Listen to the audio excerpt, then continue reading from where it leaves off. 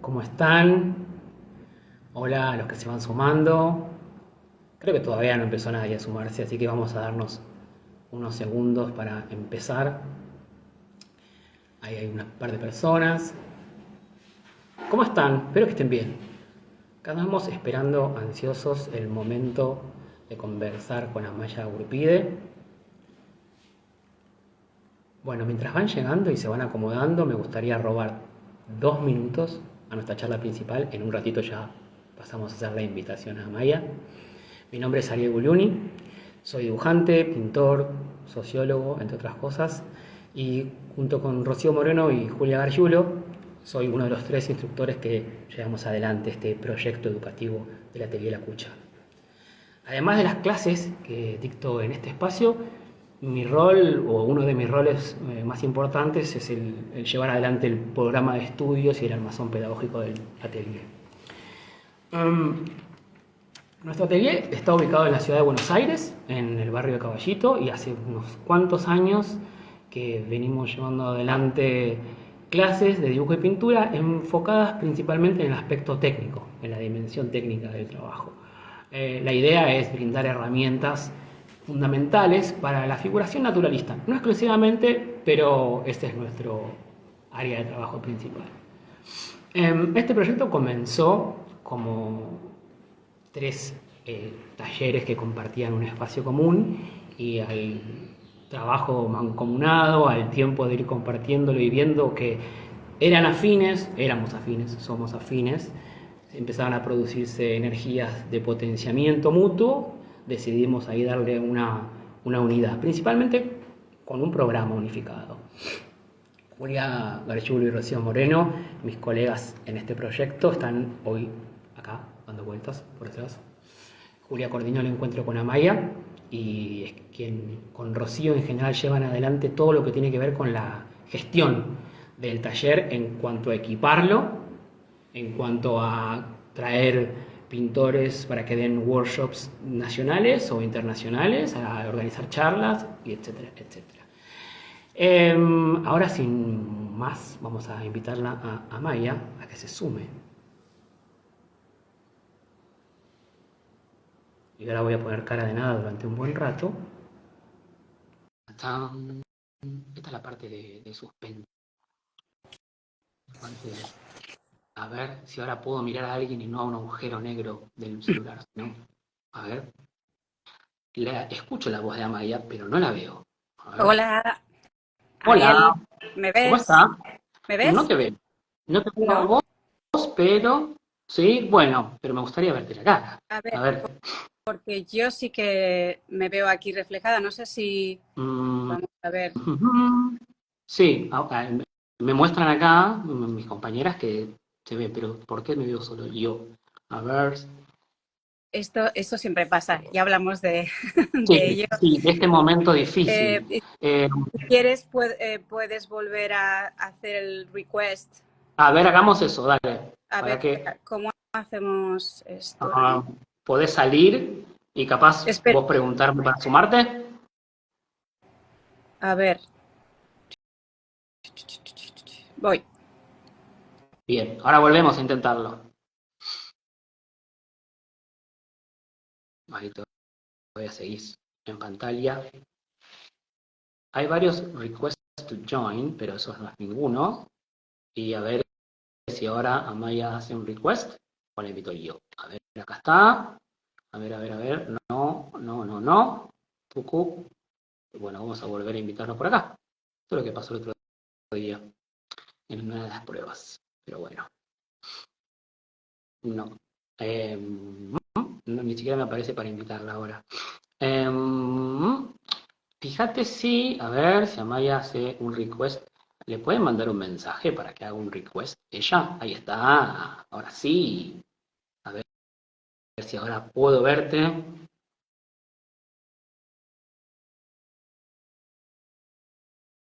Ah, A ver, ahora. Es que ahora tiene, sí. tiene, tiene que haber dificultades siempre al principio, Sí, ¿eh? un Para que poco todo salga bien. para sumarle Sí, emoción. sí. ¿Cómo Bueno, estás, pues Amaya? muy bien. Buenas tardes, Buenos Aires, buenas tardes Atelier La Cucha y gracias a ti, Ariel, a Julia y a Rocío por esta invitación. No, muchísimas gracias a vos por entusiasmarte también con la propuesta, con la invitación. A nosotros, imagínate, estas breves minutos como fans, ¿no? Que somos de tu trabajo, de Gracias. vos como pintora, como instructora. Entonces estar hablando con alguien que también seguimos hace mucho tiempo, admiramos lo que hace. Esa es la parte que nos da nervios, pero también nos da entusiasmo y alegría de que esté sucediendo. Así que muchas gracias por sumarte. Y bueno, la idea de la charla de hoy, en una hora que tenemos para conversar, es a ver hasta dónde nos da, también ir siguiendo los momentos en que nos requiera más atención o más ganas, porque capaz otras cosas pasamos más rápido. Pero lo que armé, como gran organizador, es hablar un poquito de tu formación, un poquito en España, y después cuando te mudaste a Nueva York, hablar después de tu obra en el doble aspecto más compositivo, de génesis, si es que tenés ganas de hablar de eso, y en el aspecto más técnico, que también hay mucha gente entusiasmada, interesada en tus mixed media, que siempre es mixed media es como una cosa misteriosa siempre, ¿no? Es algo Sí, sí. ¿qué está pasando ahí? ¿Cuál es la alquimia que sucede, ¿no? Las texturas, etcétera, y finalizar con algo sobre Lime, sobre tu rol pedagógico, formador, que obviamente no empezó en Lime, pero bueno, podemos ir hablando de su evolución, qué estrategias probaste y cambiaste. A mí también, en el Atelier La Cucha, como los programas y los modos de trabajar, las ideas, siempre estamos atentos a qué se está haciendo, porque son también inspiraciones, ¿no? Sugerencias. Entonces, Sí, sí, igual que nosotros, siempre intentando mejorar y siempre intentando traer cosas que nos puedan favorecer, ¿no? totalmente. Bueno, y en Lime se ve algo de eso, de esa especie de eclecticismo. Pero bueno, vamos a lo importante o al orden que nos pusimos. ¿Querés contarnos algo de esos primeros momentos de tu formación en España primero? Pues sí, en España, bueno, hay que decir también que, o sea, de mi primera formación, la influencia de los dos, tanto de mi padre como de mi madre, fue bastante crucial. El hecho de ver a mi padre, que ahora ya no trabaja, pero entonces era pintor, era escultor, ceramista, arquitecto, sabía llevar varios sombreros, ¿no? Y verle trabajar en vivo. Recuerdo de haberle visto cuando tenía 4 años hacer un retrato de mi hermano. Y yo creo que es un momento bastante impactante para un niño el ver que una imagen que está delante de ti se puede traducir a un papel. Claro. Y no está tomada de una referencia fotográfica, que no hay ningún problema con ello, pero es la idea de que algo que está vivo vuelve a estar vivo en un papel. Entonces yo creo que en ese momento fue como... es que no quiero hacer otra cosa, ¿no? Teniendo nosotros dos, Jordan y yo, un hijo de 8 años, crees que es algo que va a impactar a cualquier niño, ¿no? Pero en nuestro caso, nuestro hijo está yendo para en otros caminos, ¿no? Entonces es curioso que a mí me influenció muchísimo, ¿no? Y luego mi padre regaló a mi madre una cámara de Yashica cuando yo nací. Y mi madre estaba siempre fotografiando todos esos momentos íntimos de una mujer, de una madre, y muchas veces pues además poniendo el disparador de la cámara en automático para retratarse ella. ¿No? Son esos momentos como solitarios y a su vez íntimos de la maternidad, ¿no? Entonces es esa mezcla entre mi padre, lo meticuloso, también era coleccionista de un montón de trastos, que yo aquí también yo creo que me he convertido en una coleccionista de él, y luego mi madre esa necesidad de narrar, ¿no? De narrar la vida, y además hay cientos de fotos en blanco y negro, que también creo que es una influencia muy fuerte en mi trabajo, y ver que de qué manera está buscando hablar a través de esa fotografía, ¿no? Hoy en día parece que estamos fotografiando todo, pero entonces cuando se usaba film solamente, ¿no? No podías ver lo que fotografiabas, así que, no sé, sea, la sensación de que estás de alguna manera buscando más cuidadosamente esa imagen, ¿no? Entonces, bueno, siguiendo los pasos de mi padre, estudié en la Escuela de Artes y Oficios de Pamplona. Fueron 4 años, 2 años comunes de dibujo, pintura, fotografía, cerámica, talla de madera. La verdad es que fue bastante apasionante esa formación. Y después fueron 2 años finales de diseño de interior, decoración, que vamos, había que hacerlos. Fueron muy interesantes porque también esa parte del diseño y de composición y de tratar de elaborar un espacio, yo creo que también informa muchísimo, el dibujo técnico es importante. Y tras estudiar en la escuela, sí que estudié en una escuela de restauración de pintura y escultura durante 2 años y también hice escaparatismo, pero en ese tiempo conocí a través de una tienda de artes muy importante en Pamplona al pintor Miquel Esparza, que fue con el que estudié durante 2 años antes de venir aquí a Estados Unidos. Claro. Ahí con Miquel Esparza, que él había estudiado con Nelson Shanks, según alguna vez, no sé si me lo contaste vos o lo leí en algún lado, ya no sé. ¿Hay algo, no, de eso de cómo un profesor o alguien que te está formando te dice en algún momento, porque me pasó a mí también y me pasa a veces con mis estudiantes, bueno, estaría bueno, uno a partir de la propia experiencia, de los propios pasos recorridos, ¿no? Sugiere, bueno, anda a estudiar a donde estudié yo, de algún modo, ¿no? Sí, sí, fueron 2 años increíbles. No sé cómo explicar la idea de estar viviendo en una ciudad en la que yo creía que iba a pasar el resto de mi vida viviendo, una ciudad preciosa, sin ninguna connotación de nada. El hecho es que recuerdo entrar a su estudio y ver ese momento de, no sé, esa especie de influjo de energía, ¿no? Ver su obra, que era impresionante. Además, una obra que está un poco entre la pintura figurativa, tenía una parte en la que se retrataba una figura, un personaje, y detrás había siempre una parte abstracta que me gustaba muchísimo ese balance, ¿no? Y Miquel había estudiado con...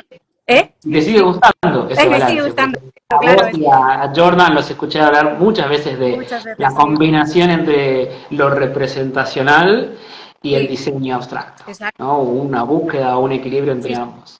Sí, es muy interesante, muy atractivo. Y fue, además, en ese estudio conocí a unos de mis mejores amigos, hoy en día pintores también, y compañeros incluso de piso en Brooklyn. Entonces, durante ese tiempo, Miquel Esparza había estudiado con Nelson Shanks, con Daniel Green, Burton Silverman, Mary Beth Mackenzie, y durante ese tiempo en su estudio nos ponía vídeos de VHS de trabajo de todos estos artistas, ¿no? Ahora vemos tutoriales, vemos Instagram, pero bueno, en ese entonces era Instagram también, ¿no? Era una especie de no sé, visualizar el trabajo de otros. Igual no había ese feedback tan rápido que hay hoy en día, ¿no? A través de las redes sociales, pero era una buenísima manera de entender su trabajo. Entonces, después de estar 2 años ahí formándome, siguiendo sus pasos, ¿no? Escuchando sus historias y además incluso copiando obras de sus profesores que había traído de Estados Unidos, me comentó la idea de ir a Estados Unidos, que al principio me pareció una locura absoluta, pero luego recuerdo pensar, ¿por qué no? ¿Por qué no? Esto lo podemos hacer. Lo planteé en casa, mi madre me apoyó, mi padre dijo que hasta si se tenía que quedar sin zapatos, hasta si tenía que vender los zapatos, me iba a apoyar a venir aquí a Estados Unidos. Y entonces me vine a Nueva York en 1999. Bien. Bien, y ahí fue la National Academy of Design, ¿no? Y la New York Student League, creo que fueron esas dos. Sí. Empecé en la National Academy con Mary Beth Mackenzie y encontré, la verdad es que no sabía de la Art Students League. Recuerdo estar andando por la ciudad en la calle 57 y de repente ver unas escaleras y una puerta enorme y y la obra que había de diferentes artistas ahí y me pareció increíble el lugar. Entonces empecé a tomar clases y ahí empecé a estudiar con varios artistas. Estudié con Harvey Dynasty, que también fue profesor de Miquel Esparza.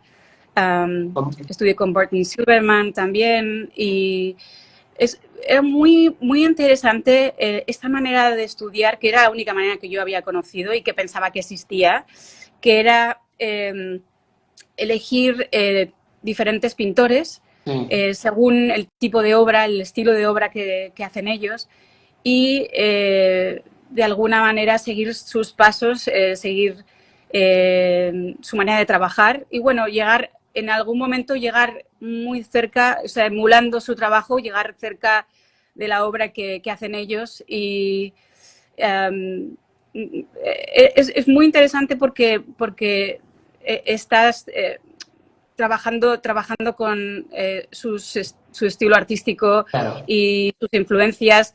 Y bueno, el otro día hablaba contigo sobre el linaje, ¿no?, de cada uno de estos artistas y es muy interesante como cuando vas mirando el linaje de cada uno de ellos, siempre llegas o a la escuela Julian en París, Sí. o a Jerome o a Lefebvre.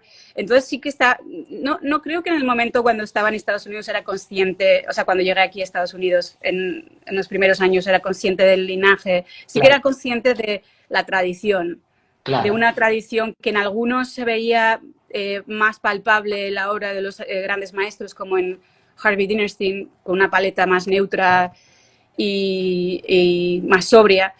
Y luego en profesores como Mary Beth McKenzie o Burton Silverman, quizás un poquito más enfocado al shape, ¿no? Y al color, ¿no? Había algo entiendo que uno cuando hace esas movidas tan grandes de estoy en España, Pamplona, no creo que me voy a mudar y de repente decidís irte, en principio con la sugerencia esta, vos, de tu maestro, vos pensabas, voy a ir estudiando con los que él me recomendó porque los conozco de nombre o vi sus trabajos, y después se fue afinando en el punto de decir, voy a elegir con este porque me gusta lo que hace, o sea, fuiste empezando a armar, a ver capaz a distintas personas, y a partir de que te gustaba lo que hacían o de que sentías que había algo en sus aparataje conceptual, sus herramientas técnicas, su paleta, lo que sea, que te llamaba la atención, fue así que ibas eligiendo después o abriendo ese panorama entre profesores. Porque entiendo que no hiciste la formación que hoy parece capaz, hoy digo porque a fines de los 90, a principios del 2000, no era tan obvio la idea de hay un atelier, una academia, voy a seguir un programa, sino que era más ir tomando de donde se podía. Exacto. Y aparte de eso también comentar que sí que hubo un momento antes de venir a Estados Unidos que estudiaba la posibilidad de ir a la universidad, ¿no? Que era algo que quería hacer Bellas Artes, pero el panorama en las universidades entonces no se enfocaba tanto en la pintura figurativa, el trabajar del natural, ¿no? El trabajar del natural. Ha cambiado, creo que sigue siendo así, ¿no? Sí, en muchas... Acá también. Yeah. El caso es que después de comentarlo con Miquel, sí que vi que esa formación del natural, que era lo que me interesaba a mí, era trabajar del modelo en dibujo y en pintura. Y entonces sí, lo que vas haciendo, vas armando un poco tu propio programa, ¿no?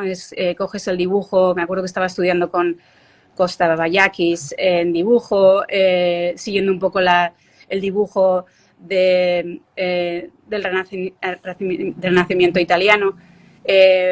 Luego estaba con Mary Beth McKenzie en pintura, Harvey Dynasty, Burton Silverman. Llegué a entrar a la clase de Ron Scher, aunque él se puso enfermo en aquella época, pero sí que estuve con la influencia de su clase bastante, que era apabullante. Es el que más conozco, o sea, a Burton Silverman y a cosas también, pero ese me fue el nombre, lo acabas de mencionar, pero él es el que más vi su obra.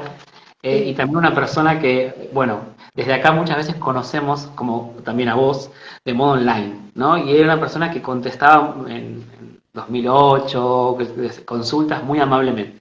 Sí. Eso nomás. No, es cierto, y una persona muy generosa siempre nos escribía a Jordana y a mí hasta los últimos años para decirnos cuándo le había gustado un dibujo o una pintura. Y aparte, bueno, también decir que su mujer hizo recientemente una donación de toda su biblioteca a la Lime Academy. Y Ah, impresionante. Fuimos a recoger los libros directamente y a Vermont y fue increíble ver eso, todas esas influencias que ha recibido él de todos los artistas claro.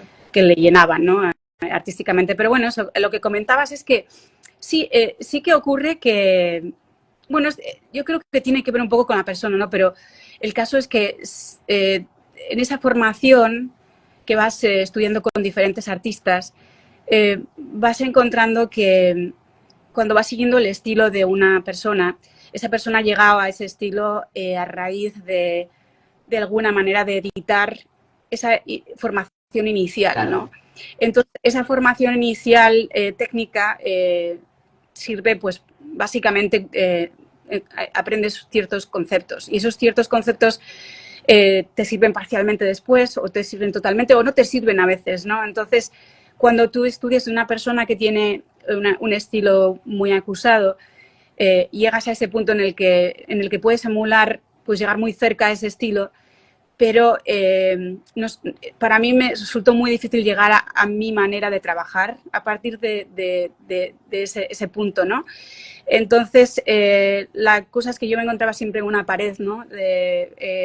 Quiero hacer las cosas y no puedo, y no, me faltan, hay huecos en mi educación y no sé cuáles son. Entonces, ahí fue cuando me decidí a volver a la escuela. Esto fue después de 5 años.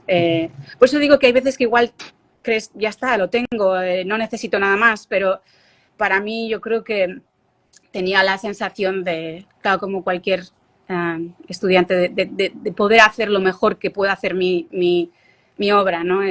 Desde un prisma técnico, ¿no? Entonces eso, volví, encontré, bueno, yo quería estudiar con Travis Schlatt. Me gustaba mucho su pincelada vibrante, una pincelada como muy bailarina, muy viva. Y me gustaba mucho su obra y quería saber, no sé, la manera en la que tenía él de entender por qué una persona que se ha formado en un atelier con una formación igual un poquito más atada es capaz de soltar así, ¿no? Entonces, entré en Grand Central Academy a estudiar con él. Estaba también Ted Minoff, que fue maravilloso también. Y ahí fue, ¿No? eran TNT, eran los La- dos. las Y evening classes. Y era de dibujo o de las evening classes, ¿no? Eran las era, clases de la... pues, la verdad es que esa clase fue increíble. Empezó siendo 2 días a la semana, pero se convirtió en breve, en un mes, en unas clases semanales.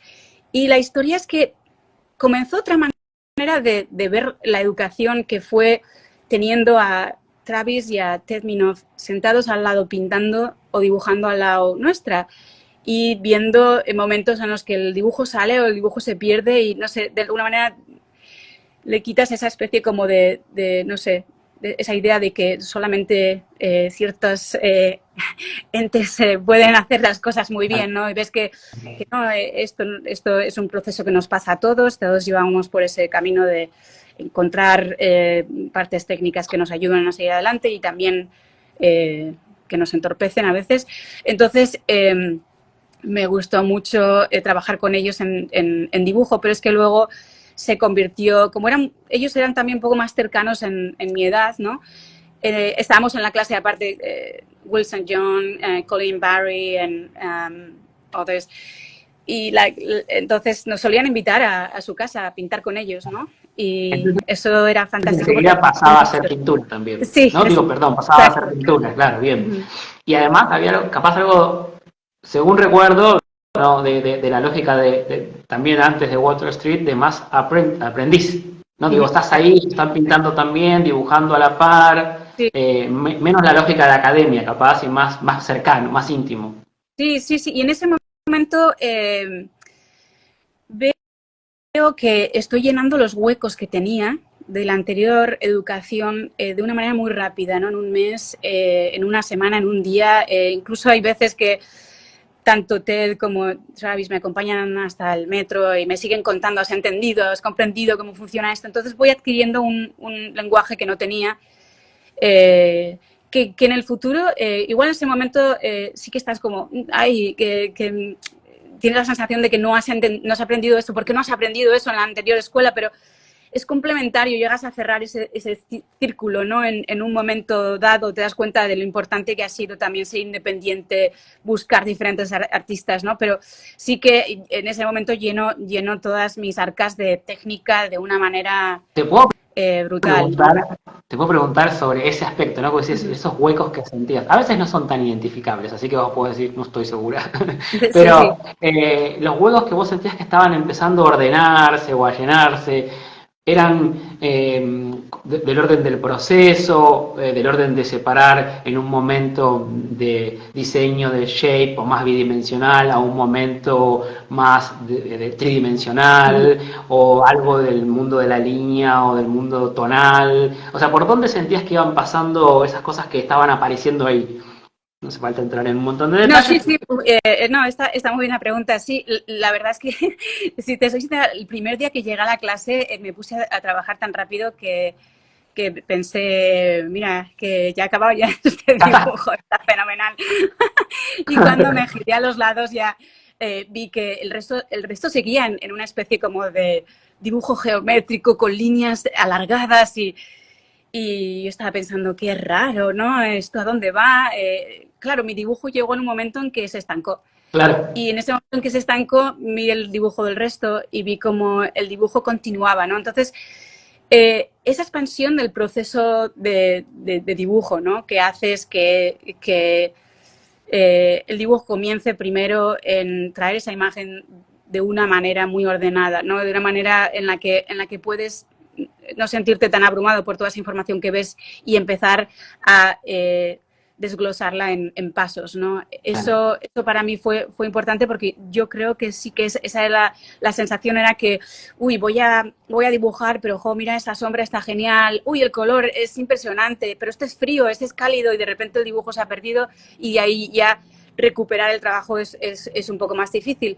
Pero al mismo tiempo, cuando sales de la academia, este tipo de maneras de trabajar funcionan muy bien también. O sea, que la historia no es el orden por el orden. Yo creo que puedes trabajar de manera caótica en tu obra y tener un orden, ¿no? Y funciona perfectamente. Pero para mí fue eso, el ver, el verles, eso, el verles trabajar a ellos, el ver que tras seguir unas ciertas pautas de trabajo se puede llegar a un resultado óptimo. Claro. Y luego el entender ciertos conceptos importantes para mí fueron el blocking, el dibujo inicial, el dibujo...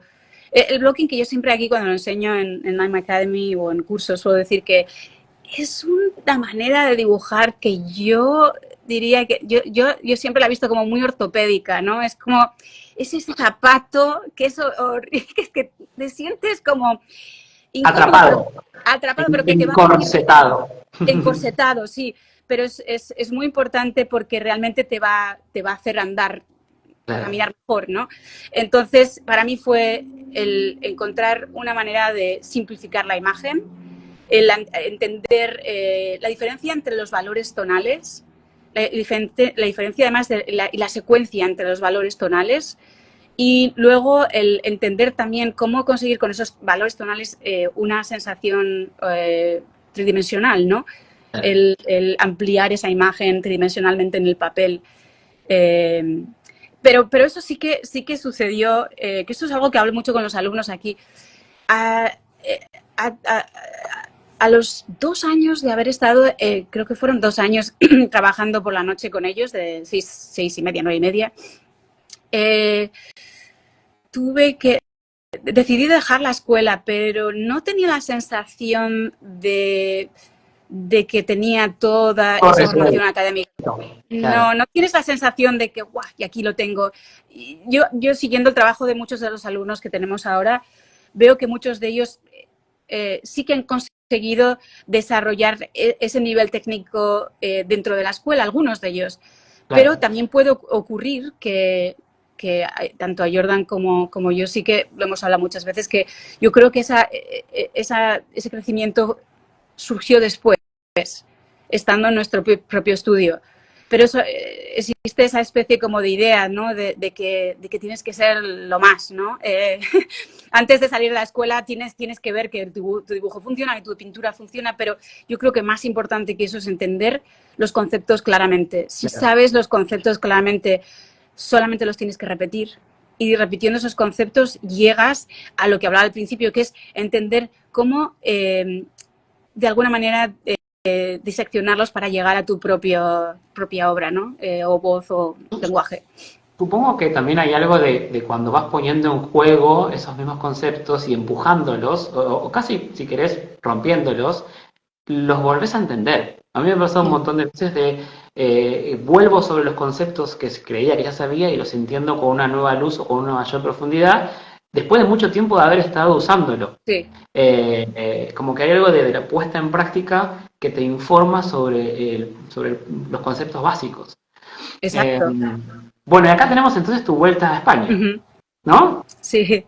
Que fue parte de ese momento de decir, no es que ya esté lista, pero que tengo que empezar a trabajar en mí, conmigo. Sí, y era un momento, llevaba ya 10 años en Nueva York y llevaba 10 años compartiendo piso con otros artistas y pensaba que las cosas estaban funcionando muy bien en cuestión de pintura y de dibujo y creía que el paso a seguir, porque siempre intento empujarme hacia adelante a no sé, estar incómoda en el sentido de, a ver, vamos a subir a otro nivel que no conozco y seguir adelante. Entonces, para mí no era adquirir solamente ese nivel técnico, sino qué voy a decir con esto, ¿no? Y para eso, no sé, ya me veía como, no sé, tenía esa presión de tengo que empezar a hablar con esta formación técnica. Llevo muchos años ya estudiando, ¿no?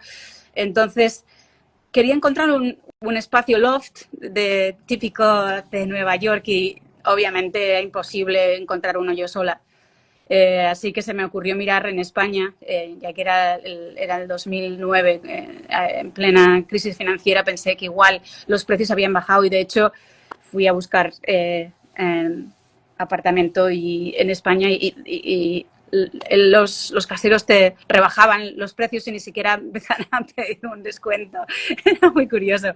Así que sí, encontré un loft que precisamente era creo que era el presidente o el vicepresidente del país, del periódico El País, que estaba justo al lado además, y un señor majísimo. Y entonces dejé todas mis cosas aquí en Estados Unidos pensando en que volvería y dije, bueno, puedo desarrollar mi obra en España y volver después. Entonces tenía la sensación de estar en un nido aquí, en un nido muy cómodo en el que puedo pintar con mis amigos y todo lo que pintamos es genial y está muy, tenía la sensación de que tal vez iba a repetir un cierto estilo de pintura, ¿no? Entonces pensaba que ir a España, encontrarme como una turista en mi propio país, porque era todo muy diferente, muy extraño al principio. Al final era impresionante estar viviendo allá, pero al principio sí que fue esa especie de aislamiento, ¿no? Pero muy positivo porque me hizo forzarme a sacar mi obra. Entonces, se ve todo, suena muy bien, ¿no? Pero en el momento en que estás allá, que estás saltando de alegría porque tienes tu piso loft y luego te das cuenta de dónde están todos, no hay nadie, viste el cri-cri. Y entonces eso es justamente lo que estaba esperando, ¿no? Tenía varios amigos que estaban yendo, pues tenían galerías o estaban haciendo comisiones o encargos. Y nada de eso funcionaba para mí. Yo tenía la sensación de que quería sacar una obra con fuerza, más que tratar de ponerla en sitios, ¿no? En galerías. Y eso no era fácil, ¿no? Porque no existe nada, tú crees que puedes hacerlo y no existe nada delante que te diga que lo vas a hacer, ¿no? Entonces, yo creo que ahí en ese momento es muy fácil convencerse a uno mismo, ¿no? De que esto, ¿qué tal si no funciona? ¿Qué tal si todo esto es una especie como de oasis que te has imaginado? Pero sí que me paso los 2 siguientes años trabajando en mi dibujo. De alguna manera pienso que el dibujo es la terapia de la pintura y entonces pienso que para subir mi pintura a otro nivel tengo que dibujar más y pienso también en cambiar los sustratos de la pintura, del dibujo, porque me da la sensación de que el dibujo en un papel que compras que es plano, liso, que no sé, da la sensación de que no lo eliges tú, ¿no? Que está elegido por ti. Entonces sí que comienzo a practicar con goma laca, ¿no? Y a entonar papeles. Sí que tengo contacto con Antonio López entonces y alumnos de Antonio López y empecé a trabajar con eso, el alterar la textura del papel y el tono del papel para incluso preparar un panel para dibujar, para crear un valor tonal más oscuro. Y eso es algo interesante que lo hablamos tú y yo el otro día, ¿no? Sobre el uso de los negros, ¿no? Sí, yo los asociaba, digamos, que obviamente sé que es un lugar común, pero no es imposible evitarlo, si por algo son famosos los pintores españoles, es por los negros, ¿no? Y Sí, digo, Velázquez, Goya, también Federico de Madrazo y muchos otros, exacto. siempre son elogiados, fueron elogiados en el mundo por un uso distinto de los negros. Entonces lo conectaba con tu expansión del rango, con la búsqueda en la expansión del rango, cómo llego más oscuro, cómo acumulo. Y ahí venía una pregunta, pensaba, mientras estabas hablando de la preparación de los soportes, que, claro, aparece el doble juego entre cambio el tono, hay algo de cambio el tono de partida, eso me da una atmósfera distinta, un modo de relacionarme capaz del medio a los extremos o de más abajo hacia arriba, hacia los valores altos, pero también la textura, ¿no? Y la capacidad de agarre, que creo que el shellac, perdón, la goma laca, tenía que ver también con cambiar el mordiente, ¿no? Exacto, sí, sí. La goma laca, disolviéndola, la disuelves en alcohol. La historia es que muchas veces me preguntan cuál es la proporción, ¿no? Como si es una fórmula, pero para mí tiene que ver mucho con la obra que voy a hacer. Entonces, el tipo de ratio, ¿cómo se dice en español? Proporción, De la proporción, proporción. gracias. La proporción que usas depende de cuánto quieres que el lápiz agarre, ¿no? Y se oscurezca. Si pones demasiada, No agarra. no agarra, exacto. Te sirve bien para pintar.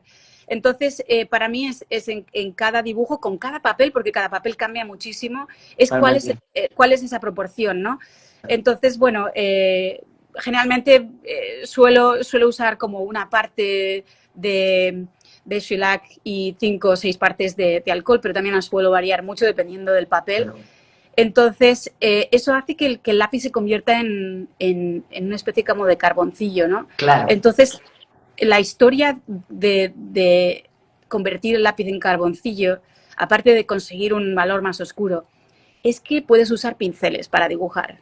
Entonces, cuando usas pinceles, o sea, es curioso porque sí que yo me considero pintora, aunque dibujo casi un 90% de la obra que hago es dibujo, ¿no?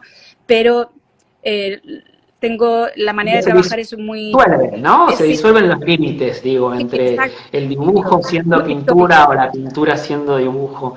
Algo de lo que haces es que siempre estás jugando en ese umbral en donde es difícil. Creo que me acuerdo de una entrevista que en Colín te decían, yo no sé decir si es dibujo o es pintura.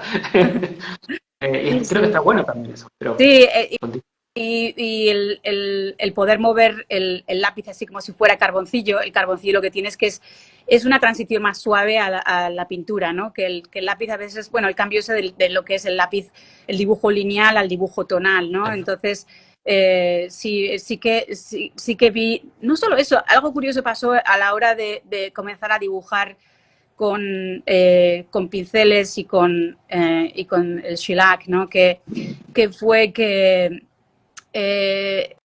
me acuerdo que cuando vi que los dibujos estaban empezando a funcionar en la manera que yo quería, empecé a empujar el tamaño de los dibujos, ¿no? Entonces pensé, el dibujo tiene la misma entidad que la pintura. De hecho, voy a hacer dibujos, los voy a hacer con la misma potencia que un cuadro, y los voy a poner en galerías y voy a ir a por ello. Voy a buscarlo porque lo creo así y porque me gusta. Entonces, conforme fui creciendo en formato, me di cuenta de que llegaba al final del dibujo y me quedaba con las ganas de, no, le falta algo aquí. Entonces, introduje el blanco, el pastel, y bueno, pastel o el conté, y entonces me di cuenta de que la primera vez que lo introduje tenía un dibujo en el que la modelo se veía, era increíble, ¿no? Era un dibujo que titulé Saudade, que fue el último dibujo que hice en Madrid y era una especie de despedida, ¿no? De mi tiempo en Madrid. Es una chica que tiene una mirada que vos te impresionaba. Exacto, ¿no? Sí. Una modelo apabullante que, no sé, tienes la sensación de estar delante de algo sobrenatural, la verdad. Entonces, me da la impresión de que no había conseguido captarla, ¿no? Entonces, introduje el conté y ahí me di cuenta de que había fastidiado el dibujo, que esa es mi manera de trabajar. De hecho, en ese momento pensé, ¿por qué otra vez? Si ya lo tenías que haber dejado así. Pero sí que me gusta experimentar. y hay un momento en la experimentación en que parece que te lo has cargado todo, pero es que en ese momento hay que saber volver otra vez al concepto, volver otra vez al análisis, todo lo objetivo que puedas, sin la parte emocional de, ¿por qué haces esto siempre igual? Esto, además es que no sabes dibujar, bla, bla, bla, atormentado. O sea, entonces, y en ese momento seguí empujando, le dije, bueno, lo voy a quitar. Y cuando lo quité dije, no, sí, estaba mejor con él. Entonces, al quitar y poner, quedó un sedimento. Y eso supuso la siguiente gama de valores. De alguna manera llegué a estos valores con el lápiz y a partir de aquí el papel y a partir de aquí llega a los valores que eran tridimensionales, ¿no? Que eran más pictóricos. Y de ahí surgió el trabajar con los dos, porque el shellac crea esa especie como de pockets en el papel en los que puedes incluir los dos, tanto el conté como el lápiz, como el wash, como óleo. Claro, con el wash o con la témpera al huevo, fuiste bajando hacia los negros también, ¿no? O sea, también hacia las luces. Y ahí estamos más o menos 2012, 13, no, 14. Sí, yo creo que en el 14, bueno, Jordan se vino a vivir en el último año, porque él estaba en Italia, y nos habíamos conocido en el Hudson River Landscape. Era un fellowship, sí, era un fellowship, no sé cómo se traduce fellowship, como una especie como de intercambio entre artistas. Sí, y entonces él volvió a Italia y yo me fui a España más cerca, y él se vino a vivir a Madrid y estuvimos dando clases los dos en una especie de pequeño atelier que teníamos allá, dos ateliers actualmente. Y después de ahí la Florence Academy nos contrató a los dos para abrir una filial de la Florence Academy en Jersey City, y ahí estuvimos 5 años. Hasta el COVID. Hasta el COVID, sí. Sí. Y no te preguntaba los años, porque pensaba si... Es una pregunta un poco difícil de responder. Está por un lado el camino de la exploración en el soporte, ¿no? Que parte es como una apropiación del papel para decir esto es mío, ya estoy trabajando desde la obra a nivel objeto, ¿no? Ya aparece como tiene una entidad propia desde acá, desde el sustrato más básico. Sí. Eso está asociado con cierta idea que va apareciendo, no sé si tus ideas funcionan más por imágenes o por exploración de esas imágenes, o hay gente que es más verbal, bueno, no sé, por tu proceso creativo, y se van encontrando en algún punto, ¿no? Tengo ciertas ideas que voy trabajando y va apareciendo un tipo de soporte asociado.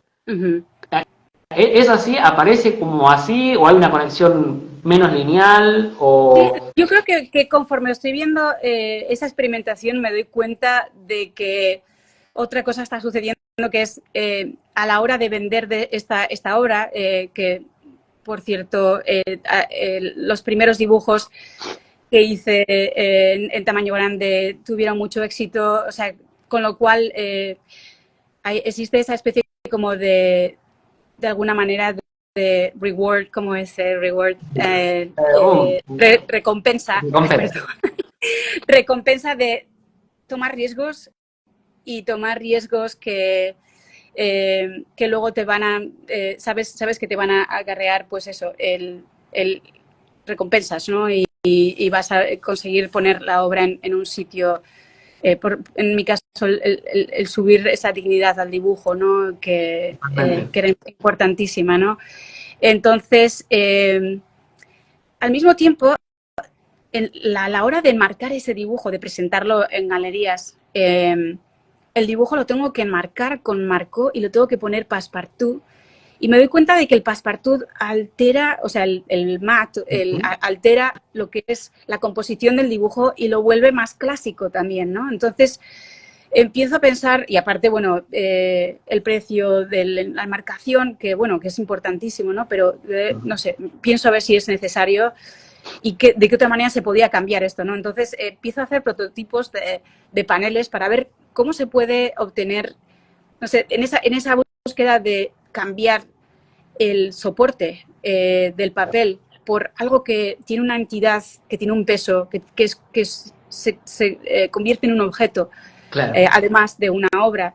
Empiezo a crear paneles que de pronto me recuerdan, no sé, desde la prehistoria hasta los primeros dibujos sobre piedra, y me parece algo brutal, y me empieza a recordar también la búsqueda de la textura y de todos los trastos que mi padre coleccionaba y de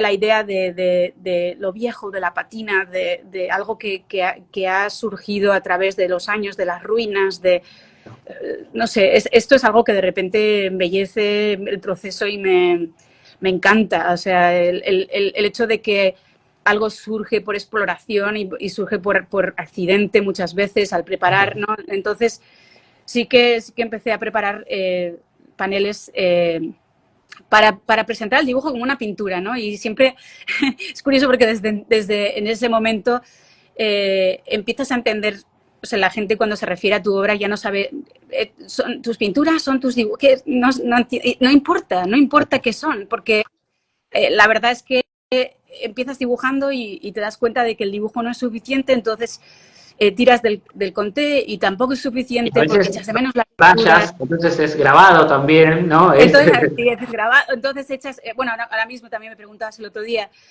estoy haciendo un cuadro que necesitaba utilizar masas, ¿no? Masas como en pintura, pero son masas que quiero ir controlando, son masas que quiero ir controlando a través de capas, ¿no? Claro. Y esas capas quiero que sean toscas, ¿no? Es como que piensas que hoy en día tenemos esta facilidad de encontrar materiales en las tiendas. Tienes todo lo que quieras y más, o sea, ni te lo pienses, ¿no? Al mismo tiempo, de alguna manera son un poquito insípidos, ¿no? Está todo muy pulido, el pigmento pulido, el papel es perfecto, ¿no? Entonces, pues eso, compro todos estos wash y materiales, témperas y demás que son magníficos, pero cuando los mezclo echo en falta ese pigmento que deja arrastre, ¿no? Miras a Goya y está todo eso ahí, esas imperfecciones, miras a Katie Kolowitz y ves de nuevo esos arrastres, esa textura que hablan muchísimo. La granularidad, ¿no? Es distinta, ¿no? Muchas veces, creo que George O'Hanlon hablaba muchas veces, y lo cito porque vos lo citaste también algunas veces, sí. De la diferencia entre los pigmentos manufacturados a mano y los industriales, que todas las partículas son iguales, sí, ¿no? Sí, sí. No, exacto. Entonces, para este cuadro en concreto, se me ocurrió, espérate, ¿para qué? Porque voy a usar estas pinturas que tengo a mano cuando puedo coger esos pigmentos que tenía unas bolsas de pigmentos de Kremer de Nueva York, y entonces me puse a crear una receta de acuarelas. Claro. Una receta de acuarelas que no tiene más que goma arábica, Ujú. glicerina, que es para hacer el secado más lento, y luego unas gotas Sí. de miel para que tenga un poquito más de flexibilidad, ¿no? Y es increíble, porque estás en el estudio y Esa, estás esa con... es la pasta que hace poco subiste en un video que Sí, sí, está amasando, que tiene una consistencia que estabas enamorada de esa exacto. untuosidad. ¿Era Sí, eso de la sí, acuarela? exacto. Pero Es que vuelves a la infancia, ¿no? Porque estás mezclando tus propios... Bueno, la infancia y el pasado, porque te encuentras con esa inconsistencia del pigmento y lo estás buscando tú, así que tú puedes controlar. Espera, uso más goma arábiga y lo hago más, o uso ¿cómo se llama? El mortero, mortero. creo que es, Sí, sí, sí. para afinarlo más. Entonces, lo puedes controlar a un nivel brutal, ¿no? Y crear este sedimento que quizás igual no sé hasta qué punto cuánta gente lo puede ver, pero yo sé que está y yo sé que eso me lleva a tomar otras Ah, decisiones, ¿no? Entonces, lo vas sintiendo como una resistencia o un a sí, favor del material, ¿no? Que te lleva o te sugiere distintos caminos de acuerdo a esas mismas resistencias o facilidades. Está exacto. buenísimo. Está buenísimo. No, y luego aparte, pues te das cuenta de que lo puedes borrar, Claro. lo puedes borrar. Lo puedes borrar, lo puedes esculpir, lo puedes volver a poner, disolver, y puedes mezclar. El otro día estaba mezclando el bote este de 2.0, el famoso negro más negro que Sí. existe. En este caso, este es el opaco, el negro opaco o el negro más opaco que existe. Ajá. Está muy bien porque te da esa profundidad, y de ahí está esa conversación que tuvimos el otro día tú y yo sobre las distancias, ¿no? Y para Sí. mí la importancia de crear esa doble distancia entre ti y la obra, que no es la distancia entre ti y el caballete, sino es la distancia entre ese primer impacto que te da la obra, dónde está el objeto, el sujeto que estás creando, y luego la distancia que hay entre ese sujeto ese fondo, ese Ah, contexto, ¿no? Entonces, para mí, esas capas, ese tratamiento de bordes, de edges, son los que me ayudan a crear esa sensación, ese espacio en el que vive la obra dentro del cuadro. te hago una pregunta acá sobre que también a veces son distinciones heredadas, ¿no? Como esto que queremos a veces distinguir entre dibujo y pintura, entre la línea y el tono, ¿no? Y capaz si pienso en obra tuya yo creo que las primeras cosas que vi fueron 2011, 2012 tuyas, de 2012 al 2014, siento como más predominio de la línea, y empieza a aparecer un mundo tonal mucho más fuerte. Yo creo que es del 2017, pero no sé, estoy capaz porque tengo una obsesión con fechar cosas y no es tan importante. Está Pero, bien. pero y donde lo veo explotar mucho más fuerte es en el 2018, que está tu trabajo de Encrucijada, que a mí me parece absolutamente hermoso, y otros de esa misma época, 17, 18, 19, 20 también. Sí, creo que 17 y 20 donde más veo como empezar a aparecer otro modo en donde la línea aparece como más de diseño capaz, de acentos especiales para resaltar algo, como un juego de la línea. Y mi pregunta es si la línea estuvo en el proceso de construcción o los construiste tonalmente y la línea aparece después. Buenísima pregunta. De hecho, solamente quiero hacer una pausa para decir, es increíble. No es normal encontrarse con una persona que se ha estudiado tan a fondo en la obra, y te lo agradezco porque es un placer absoluto. No, gracias, Pues vale la pena. sí. Entonces, el tema es que sí que he cambiado la manera de empezar un cuadro, que es, antes era igual, empezaba con línea, y como dices tú, pero luego me di cuenta de que al final del cuadro tenía que crear un contexto, ¿no? De valores, que hiciera que la obra se entendiese, ¿no?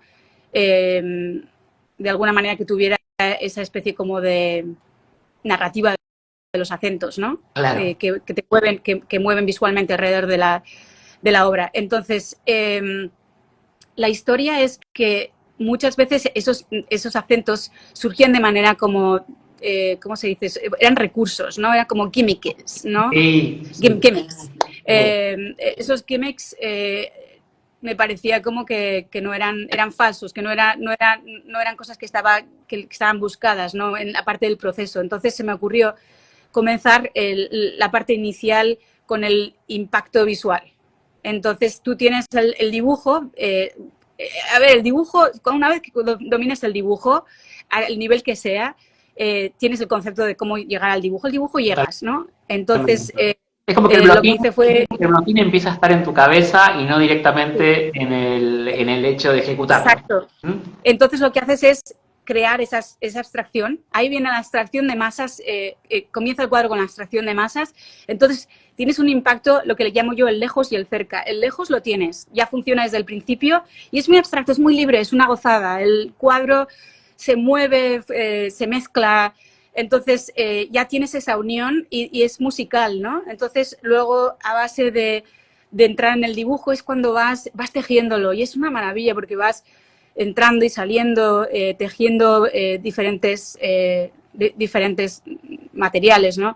Pero también todo esto ha tenido mucho que ver con dos momentos muy importantes en mi vida y ha sido, por un lado, la maternidad y, por otro lado, durante el tema de... Durante la pandemia perdí a seres queridos y, aparte, mi padre entró en un estado de demencia, ¿no? Entonces, sí que esos dos temas que han sido, por un lado, la vida, ¿no? La vida que vas creciendo y vas viendo que es increíble, y por otro lado, el final de la vida, ¿no? Y el deterioramiento, ¿no? Es una realidad, un memento mori que todos, no sé, de alguna manera afrontamos de diferentes maneras. Y aparecen los dos, ¿no? Medio el momento el 16, ¿fuiste madre o 17? El 16. Sí, en el 16 y bueno, a veces aparecen juntos o cerca por lo menos en el tiempo el momento vital de la vida y el momento de su deterioro. Sí, y es importante, o sea, ese momento de maternidad también es un momento que bueno, no es fácil. Yo creo que hoy en día todavía existe el estigma de que la mujer va a perder su carrera al quedarse embarazada, y es curioso porque parece que las cosas han cambiado, pero todavía recibo muchos mensajes de mujeres artistas diciéndome que vienes a ver que tú estás llevando adelante tu obra y tu pintura y la escuela y todo, porque acaba siendo una inspiración. Pero en el momento... Eso es algo que bueno, lo hablamos también, el tema de la maternidad, y haber escuchado bueno, sigo escuchando profesores de pintura, usualmente hombres, pero a veces también mujeres, marcándoles a las mujeres que, ojo, que te quedas embarazada, se acaba tu carrera. Y parece algo de principio del siglo XX, pero sigue circulando. Sí. Obviamente aparecen más obstáculos, pero la vida está llena de obstáculos. No, exacto. Y yo creo que hombre, la historia es que sí que durante los primeros meses estás centrada en tu hijo. Y la cuestión es también que todo este lenguaje, todo este estigma también no sé, hay que hacernos conscientes de que el hijo no es un obstáculo, ¿no? No hablamos siempre como va a ser algo que me va a entorpecer o no, y dices, es una vida que viene al mundo y que además para una mujer es una experiencia creativa, es la mayor experiencia creativa que puedes tener, y una vez que tienes has creado una vida. A ver, eso es increíble, ¿no? Entonces, sí que para temporalmente tu obra, pero es que te llena, o sea, de alguna manera, cuando eres madre, todo deja de girar en torno a ti y comienza a girar en torno a tu alrededor y a crear ese contexto, ¿no? Para tu hijo, ¿no? Y para tu familia. Entonces, las prioridades. Exacto, y para ti igual, o sea, no es solamente las mujeres, seguramente lo mismo, ¿no? El tener hijos o no tener hijos parece que no sé, parece que nos va a frenar, pero acaba siendo más, no sé, eficaz, ¿no? Con tu tiempo, más ordenado. El uso del tiempo, sí, sí. Y supongo que también, bueno, en el caso de esa especie de cobijo de esos primeros meses, que a veces depende del caso, puede extenderse más en el tiempo, también es una vuelta sobre un estado bastante primal, arcaico, y probablemente también aparezcan conexiones con el inconsciente, con el sueño. Creo que alguna vez también decías, vos, no sé si soñás mucho Sí. o tomabas nota de, Sí. y eso también, aunque parece que lo dijera como si no lo tomara, voy a usar esto para mi obra, bueno, va sucediendo en realidad, ¿no? Van Sí, pasando cosas y se van tomando, nutriendo exacto, la obra. siento, y luego, bueno, eh, y varias cosas con respecto a ello. Por un lado, bueno, quería también comentar, ¿no? Que en el momento en el que te encuentras en la vida, pues eso, en situaciones como la pandemia, ¿no? Sí. Que no sé, pierdes a seres queridos o te encuentras que hay de repente tenías a un padre que era un compañero de arte y ya no está. Entonces, de repente estás en un momento en la vida en el que ya, no sé, no tenía la sensación de solamente decir, uff, qué fuerte, qué duro es esto. No, es como, tengo que usarlo. Esto me hace poner los pies en la tierra y es un momento como de despierta. La vida está aquí, ponte a pintar sobre esto, ¿no? Entonces, sí que empiezo a recolectar todos estos pequeños momentos que no sé, o sea, que tienen que ver mucho. El uso de fotografía es algo que empieza con la maternidad porque no puedo pintar, entonces es como que necesito crear de otra manera. Entonces Claro. empiezo a pintar, o sea, empiezo a fotografiar, pero la fotografía no está ahí como algo. La fotografía no es como voy a coger esta referencia y la voy a usar. Es muy curioso porque la fotografía para mí es.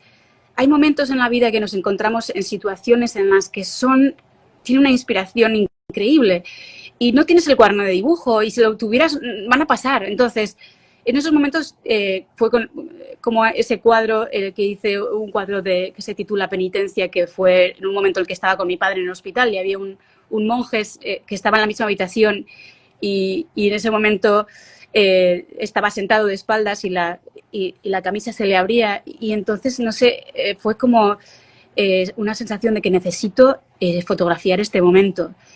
Es que no podía entender cómo explicar eso con palabras, entonces saqué la fotografía y después, en el mismo momento, con el móvil empecé a pintar con el editor de Pictures del móvil Ajá. de Apple. Empecé a pintar sobre la imagen y empecé a ver a dónde me llevaba el uso de valores y empecé a oscurecer los fondos y a aislar la imagen y de repente las mantas y las sábanas se fundieron en una especie de mar y no sé, todo eso está unido con el subconsciente o el inconsciente, no sé, y era una manera de hablar de ese momento. Entonces pienso que estas imágenes igual no son como referencias directas, pero acaban siendo de alguna manera se convierten en ideas, conceptos para otros, para otra. Disparadores. Eso es. ¿Hay algo en tu fotografía? No sé si conocen la cuenta de fotografía, porque hay una cuenta de fotografía. ¿Tierra de Sombras se llama? Tierra de No, sombras, sí. Tierra de Sombras. Bueno, que tiene una unidad completa, o sea, es como que se nota el ojo, el tipo de mirada, la composición, es como que estas fotografías son parte del mundo de donde esa distinción justamente entre dibujo, pintura y ahora fotografía empieza a disolverse, Sí. porque se siente una unidad, probablemente por épocas, ¿no? Cuando uno vayas fluctuando, cambiando, yendo para otros lados se verá, pero en este momento, bueno, estos últimos años, la fotografía y lo que haces en la fotografía como obra por sí misma, está súper conectado o se ve súper conectado a lo que haces en el dibujo pintura. No, sí, gracias. Y es que también esa cuenta surgió cuando durante la pandemia nos llamaron, se juntó un grupo un grupo de board members aquí en All Lime para Ajá. salvar Lime Academy. Claro. Y entonces nos contactaron a Jordan y a mí para preguntarnos si queríamos ser los nuevos Artistic Directors. Y nosotros estamos en Jersey City y la verdad al principio nos sorprendió, no sabíamos, o sea, sí que llevábamos tiempo diciendo que queríamos. Después de la pandemia estuvimos 3 meses encerrados, como todo el mundo, y la verdad es que a pesar de los pesares, construimos un mundo en nuestro apartamento. Nuestro hijo nunca nos preguntó, ¿puedo salir a la calle? O sea, se lo pasaba, hicimos de todo, playgrounds, sí. Y entonces sí que vimos que se podía estar en cualquier sitio, no importaba dónde, y entonces decidimos animarnos de nuevo. Era una decisión arriesgada porque dejábamos a Nueva York. A mí me ha costado muchísimo dejar Nueva York siempre. Era como un amor que lo tienes que dejar, pero sabes que no puedes dejarlo, ¿no? Entonces, al final nos dimos cuenta de que estábamos en un lugar en el que estamos al lado de Boston y de Nueva York, que está aquí al lado. Estoy constantemente yendo a Nueva York y a Boston, a los dos. No te preocupes por el tiempo, vamos a dejar un poquito más. Estaba por decirte, porque me acuerdo que te tenés que ir a otro lado. Sí, pero la vida continúa, pero bueno, vos, si podemos seguir un poco más, buenísimo, y si no me decís, sí, redondeamos. Seguimos, sí, para acabar tu hoja de pauta inicial. Entonces, y para que todo tenga eso sentido, ¿no? Entonces, sí que nos animamos a venir aquí a montar la escuela. Y la verdad es que este lugar es increíble porque estamos en plena naturaleza, ¿no? O sea, sí que echas de menos el asfalto, el movimiento, los olores, todo de la ciudad y las galerías y las conversaciones de la gente y tal, pero te encuentras en un lugar que es como una especie como de tierra de siembra, ¿no? Claro. Entonces, además tiene pues eso, aquí tiene la historia de una colonia de artistas del impresionismo americano, ¿no? Y es bello, bellísimo. Este área a mí me da la sensación muchas veces de que fue el paraíso, porque realmente las puestas de sol y los lugares son bellísimos, ¿no? Y entonces nos encontramos con esta escuela que son, 4.000 metros cuadrados, que se dice pronto. Entonces era una escuela que estaba a punto de cerrarse, casi iban a vender el terreno para hacer un hotel o quién sabe. Y entonces nos juntamos, Jordan y yo, vimos las instalaciones, son impresionantes. Los estudios que tenemos, estudios hay en total, pues 4, 5, 6 estudios al menos, con el tamaño de lo que son los estudios de luz cenital de París del siglo XIX, ¿no?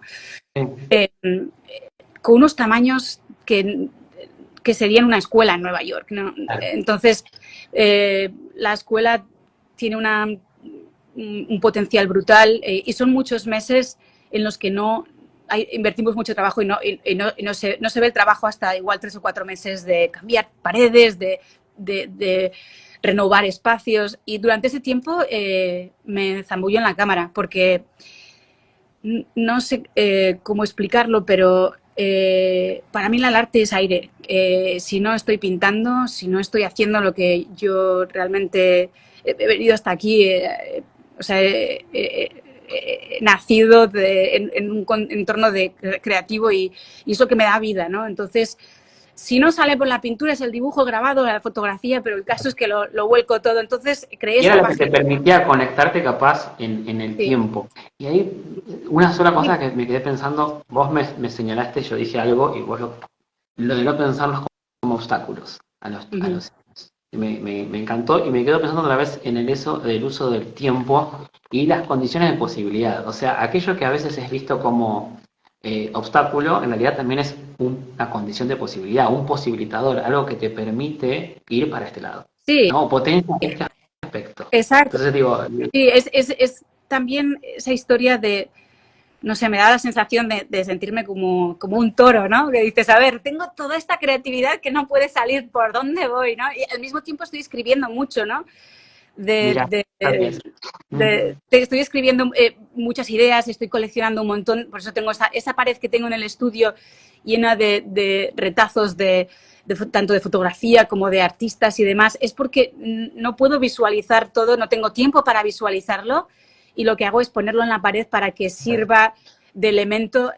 Muchas veces estas ideas son inconexas y tardan años en conectarse, pero es una especie como de pasto de cultivo, es una especie como de compost que se va uniendo, es casi como el inconsciente, porque lo ves de manera subliminal y de repente un día estás así, hago ejercicio enfrente de la pared de mi altar y entonces resuena una idea de otro modo. Claro, se conecta. Conectas.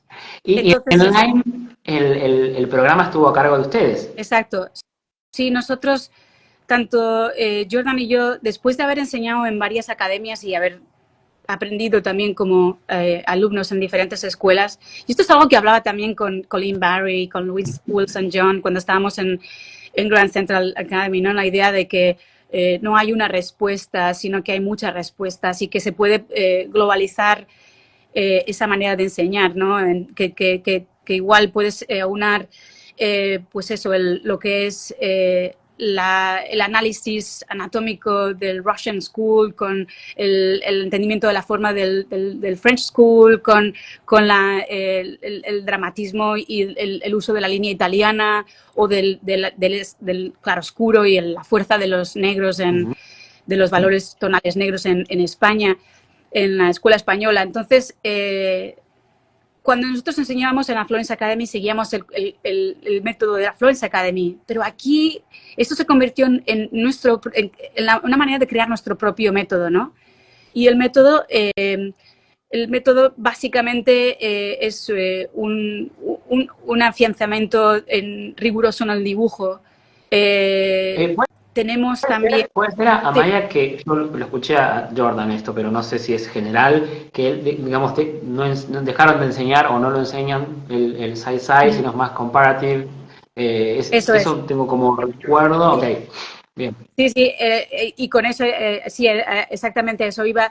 El uso del método de comparación visual como método más versátil, porque el side-size tiene cosas increíbles, como es la impresión visual, que es algo que uso muchísimo en mi obra, pero al mismo tiempo el espacio tiene que ser mucho más reducido. O sea, hay unas limitaciones con respecto a espacio, ¿no? Pero sí. Te imponen muchas... En todos los métodos, yo creo. Sí, favorecen unas cosas, como decíamos, favorecen unas cosas y dificultan otras. Y por eso está bueno complementar también. O tomar métodos, como te decías antes, de distintos lugares. Exacto. Una tradición.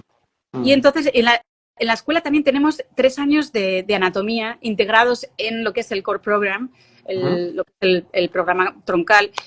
Y estos 3 años de anatomía son anatomía de construcción muscular, anatomía de construcción ósea y luego crochet, construcción con arcilla, con plastilina de... ¿Perkins está ahí o Edmond Rochard? No, Edmond Rochard. Okay. Y luego tenemos 2 años de historia del arte, con una historiadora del arte fabulosa que está doctorada en Yale.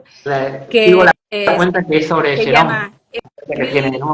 Emily Wicks, y es la persona reconocida oficialmente como la experta en Jerome. Claro. Entonces, es increíble porque la historia del arte se divide, o sea, la historia, la manera que la impartimos es la historia del arte desde la prehistoria hasta el arte contemporáneo.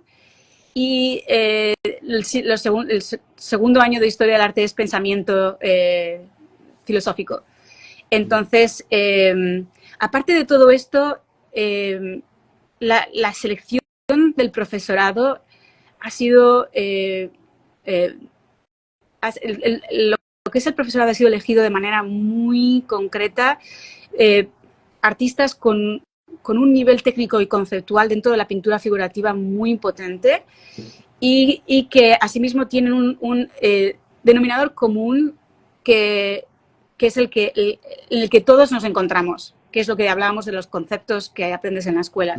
Y tenemos constantes reuniones que son geniales, porque estás en una habitación estás con todos, con Hollis, con David Bird, incluso con estudiantes que se han graduado como Mina Motashan o Ethan Martin o Thomas Lepine, y estás con Jordan, con Eddie Rochard. Además, ahí también hay complemento de enfoques, ¿no? El enfoque mucho más rápido y crudo que a veces parece de Hollis, y un enfoque mucho más meticuloso. O sea, los juegos, los cambios de velocidades en el modo de trabajo, tenerlos como recursos, que las velocidades son también recursos, está genial. Y además invitan a un montón de...